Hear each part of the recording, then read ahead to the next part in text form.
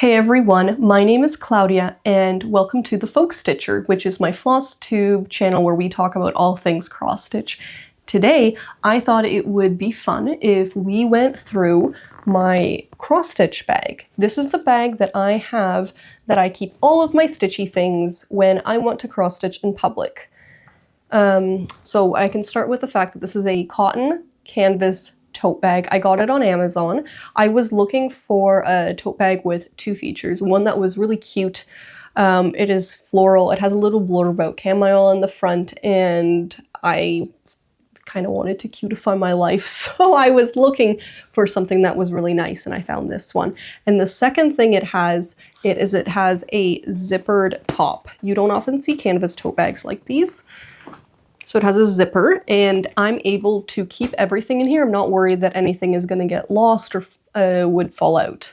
I have other tote bags just for groceries, but I could not find anything with a zipper in it. And I used to just throw everything in and then something inevitably would fall out. So the other thing that I really do like about it is the fact that it is a very thick woven cotton canvas bag. And what's great about this is inevitably when I put it in the passenger seat of my car, the bottom gets dirty and I'm able to just throw this in with my sheets and it comes out clean. I've never had any issues with the pattern fading on the front, so I've really enjoyed that. If I was to get a different bag, I think what I would be looking for now would be something a little bit padded, but those are hard enough to find as it is. So let's go in here and see what's in here.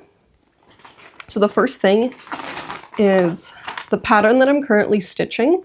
This is a modern folk embroidery pattern, so this is sold as PDF, and I'm able to print off a few working copies. I am a type of person that highlights all of my patterns.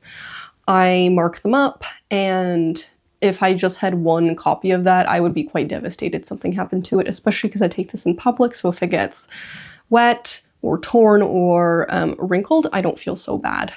And in addition, I do carry two highlighters, one yellow, one orange, just for myself to be able to mark off segments that I finished, tricky segments that I'm counting. That is good. The second thing I have is a Q-snap. This is actually new to me. So I have a Q-snap this is an 11 by 11 Q-snap with my current project, which is Modern Folk Embroidery's Dwarven Axe. So the other thing that I found really useful about having a Q-snap in a bag like this that's constantly getting hit on the bottom and probably touching the bottom of my car is a grime guard. And I would find this invaluable anyway because it keeps the extra fabric for the piece out of my way. However, I don't really mind with the grime guard it getting dirty. I mind more if my stitching gets dirty. So with this piece, it's only one color. It's monochromatically stitched, so I'm able just to take along the only color floss that I do.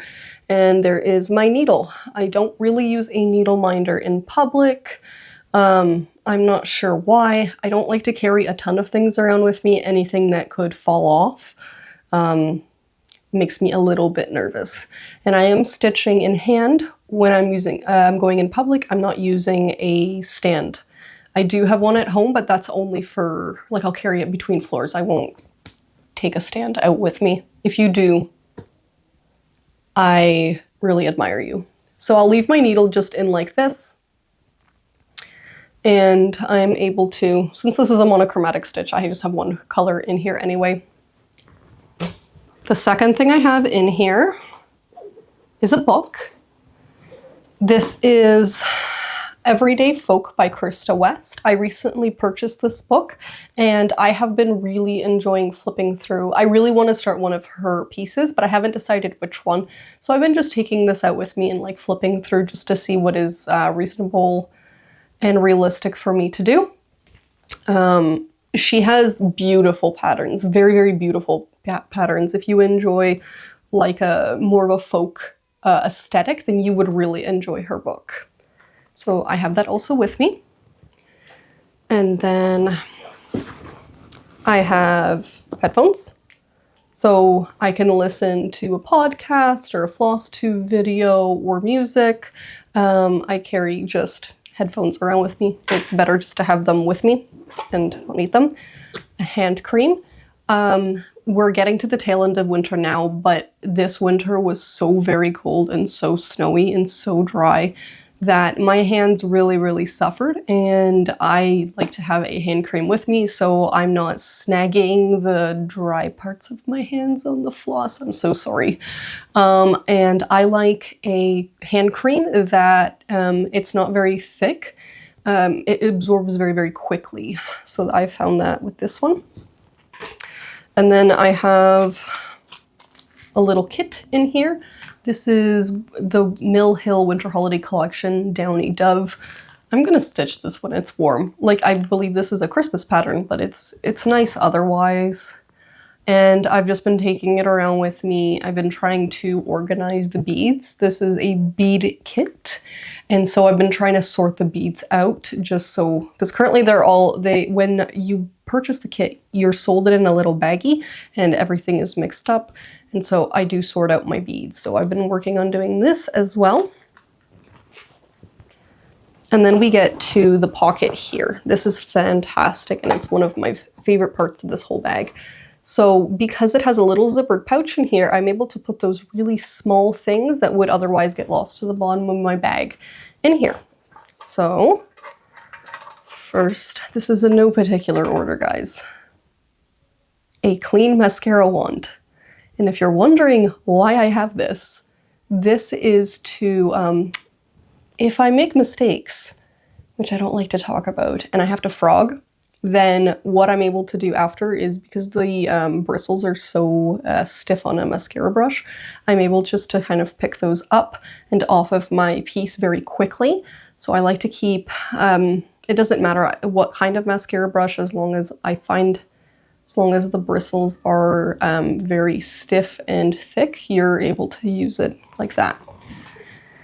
Second thing is an Altoid tin. This pattern only has one color. So the Altoid tin, I keep my floss. This is my working floss. I have two floss pieces in here. This is just the working floss that I've been using, and this is more.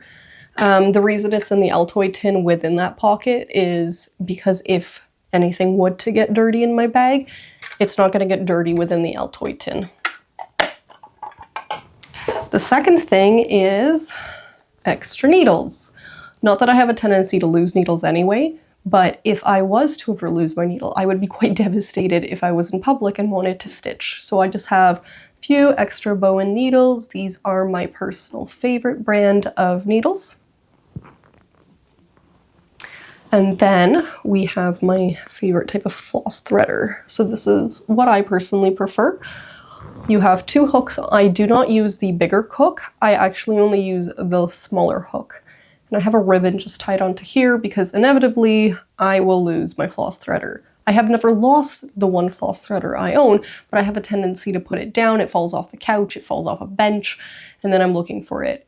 Something that's so small and metal like this, it blends right into concrete.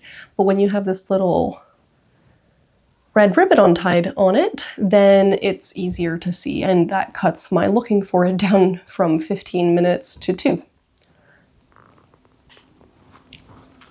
And then we have a pair of scissors, and you always need a pair of scissors with you just to cut your ends off. These are my normal pair of cross-stitch scissors. Recently I actually misplaced these, and I was carrying fabric snips around with me in public, which it's not something I would personally recommend because they are somewhat spring-loaded, and I got one too many times close to snipping the actual fabric on my piece. So I do prefer using a non-spring-loaded pair of scissors. So that's everything that I have within my bag. Thank you guys for watching, and I hope to see you guys in the next video. Bye!